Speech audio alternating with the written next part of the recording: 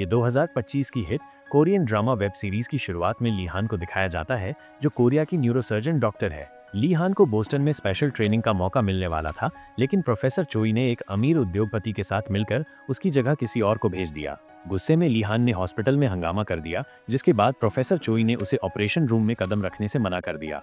क्रोधित होकर ली हान ने एक पाइप का टुकड़ा उठाकर और प्रोफेसर चोई का गला घोटने लगी, लेकिन उसके सीनियर ने बीच में आकर उसे रोक लिया। इसके बाद ली हान को हॉस्पिटल से निकाल दिया गया। कुछ सालों बाद ली हान ने ब्लैक मार्केट में गुप्त रूप से ऑपरेशन करने शुरू कर दिए। उसकी सर्जरी की तकनीक इतनी बेहतरीन थी कि बड़े बड़े गैंगस्टर भी उसका सम्मान करते थे। उसके सामने कोई जरा ऊंची आवाज में भी बोलता तो उसे जमकर डांट पड़ती। लेकिन एक महिला जो कि नर्स थी, उसने ली हान और प्रोफेसर चोई की पुरानी दुश्मनी के बारे में पता लगा लिया और ली हान को ब्लैकमेल करने लगी। उसने पैसे मांगे 3 गुना वेतन, तो ली हान ने झगड़ा न बढ़ाकर हामी भर दी और कहा 2 लाख चलेगा। नर्स को लगा कि उसकी चाल चल गई है, लेकिन उसे नहीं पता था कि उसकी मौत उसके बेहद करीब है। कुछ ही दिन में गैंग लीडर की हालत सुधर गई और वो डिस्चार्ज हो गया। उसने कहा, कोई भी परेशानी हो तो मैं तेरे साथ हूँ। पर ली हान ने उसे कुछ नहीं बताया, क्योंकि वो खुद उस नर्स को खत्म करना चाहती थी।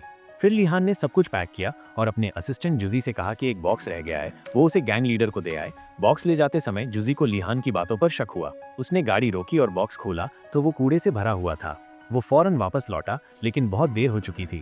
नर्स को एक नशीला पेय पिलाया गया था। जब वो जागी तो उसने अपना बैग देखा, जिसमें वो ब्लैकमेल की गई रकम थी। जैसे ही उसने पैसे उठाए, कोई पीछे से आया और उसका गला कस दिया। नशे का असर ऐसा था कि वो खुद को बचा भी नहीं पाई। जब जुजी पहुंचा, सब खत्म हो चुका था।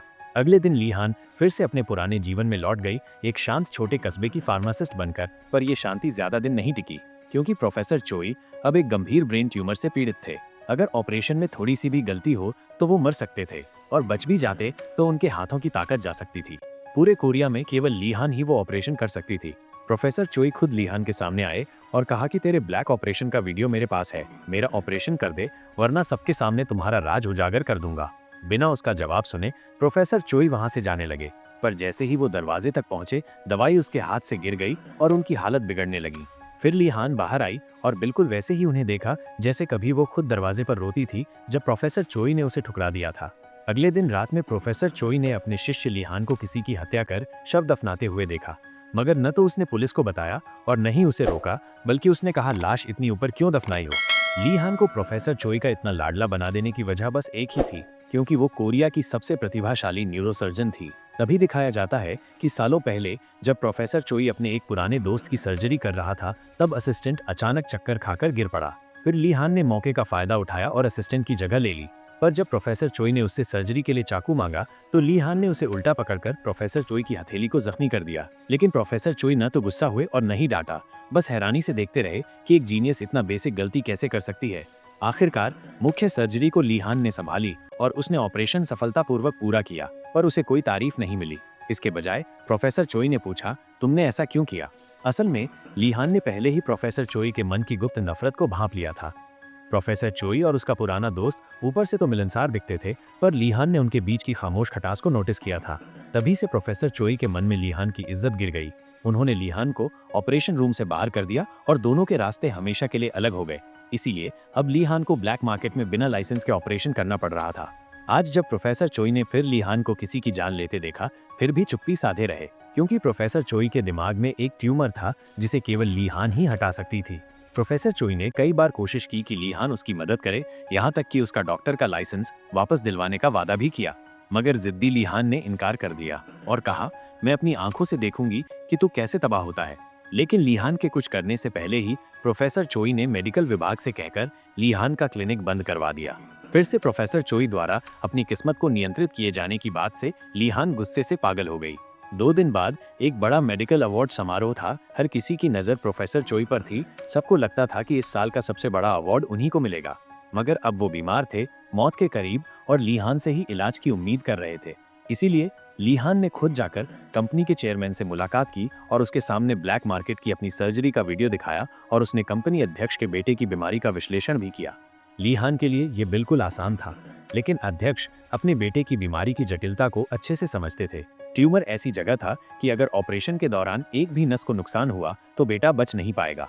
अध्यक्ष ने ली हान से पूछा, तुम मेरी मदद क्यों करना चाहती हो। ली हान ने जवाब में प्रोफेसर चोई के कवर वाली एक मेडिकल मैगजीन दिखाई। अध्यक्ष को यकीन हो गया कि ये उसके बेटे को बचा सकती है, लेकिन लीहान ने एक शर्त रखी कि इसके बदले वो प्रोफेसर चोई की सच्चाई उजागर करेगा। तो अध्यक्ष को ये मांग घिनौनी और अनुचित लगी। उसने चुपचाप दरवाजा खोला और लीहान से कहा, जाओ, यहाँ से चली जाओ। अगले दिन लीहान फिर आई। इस बार उसने पूछा, क्या इंसाफ तुम्हारे बेटे की जान से भी ज्यादा कीमती है? पर अध्यक्ष का जवाब वही था। समय बीतता गया और आखिरकार मेडिकल अवार्ड सेरेमनी का दिन आ गया। सभी को लग रहा था कि इस साल का सबसे बड़ा अवार्ड प्रोफेसर चोई को मिलेगा, लेकिन जब एंकर ने विजेता की घोषणा की तो मंच पर एक अनजान डॉक्टर चढ़ा। फिर अध्यक्ष ने लीहान को बुलाया और उसे लेकर अपने प्राइवेट जेट में जापान पहुंचे और ऑपरेशन तुरंत शुरू हुआ। जैसा कि लीहान ने वादा किया था, ऑपरेशन पूरी तरह सफल रहा। अध्यक्ष का डर गलत साबित हुआ। उधर लीहान को आखिरकार वो दृश्य देखने को मिला जिसकी उसे सबसे ज्यादा प्यास थी, प्रोफेसर चोई की हार और उसका सम्मान गिरते देखना। उसी रात लीहान पार्क में टहलते हुए प्रोफेसर चोई से मुलाकात की और अपनी जीत का घमंड दिखाने लगी, लेकिन उसे नहीं पता था कि ये भी चोई की योजना का हिस्सा था।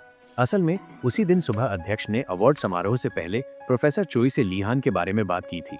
प्रोफेसर चोई ने लीहान की तारीफों के पुल बांध दिए, यहाँ तक कि अपनी इज्जत की गारंटी भी दिया था। यही सुनकर अध्यक्ष ने अपना मन बदला, यानी लीहान फिर से प्रोफेसर चोई की चाल में फंस गई। गुस्से से तिलमिलाए लीहान ने पुराने राज उगलने शुरू कर दिए।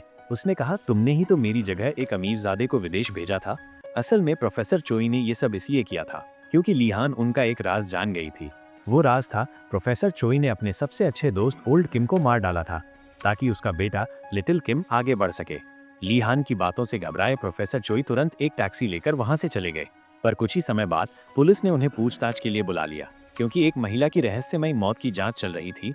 वो महिला और कोई नहीं, वो नर्स थी जिसे लीहान ने मारा था। अब सवाल ये है, क्या प्रोफेसर चोई सच बताएगा या लीहान को फंसने देगा?